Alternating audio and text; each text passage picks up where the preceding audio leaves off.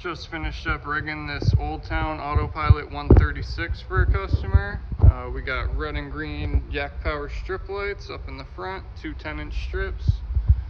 We got two green button lights in the cockpit area, and then we have another two 10-inch strips in the back, just green on these ones.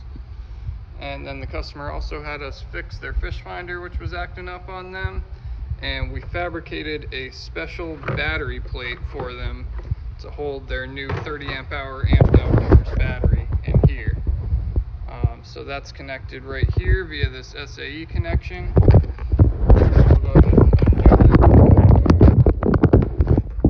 that. And then it's actually held in via this strap here. So we'll undo that strap.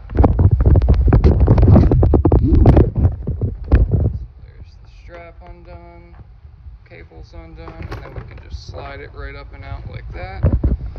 So what we did here on the inside is we built a plate here with two little feet on it, so it fits perfectly in that groove at the bottom there to keep the battery up off of the bottom and out of the water. And then on the inside there's another plate in there that we fabricated to the actual scupper holes using zip ties. And then we ran a suspends cam strap right through that back plate there and through the plate that the battery actually sits on, so that when you go to put your battery in, I'm just going to slide it in on an angle like that. Slide it in till it's pushing up against the backing plate. And then you're going to run your bottom strap through the strap of the actual battery bag, and then you're going to just strap that battery down so it'll stay in there nice and snug. That way, even when you're moving the kayak around, you won't have to worry about your battery sliding around on the inside of the hull. We also did a Yakpower 5-panel switch, so we mounted the control panel for that right here, and then the actual panel itself is right in here. So we mounted it via the two side brackets here, which we did with just some regular stainless steel bolts and a little bit of silicone.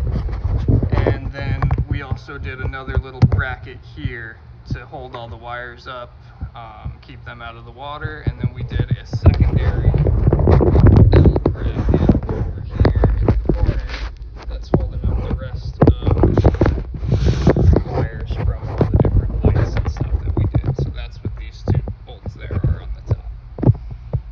And all together it came out really good, so we're just gonna power up. Oh, forgot to plug it back in.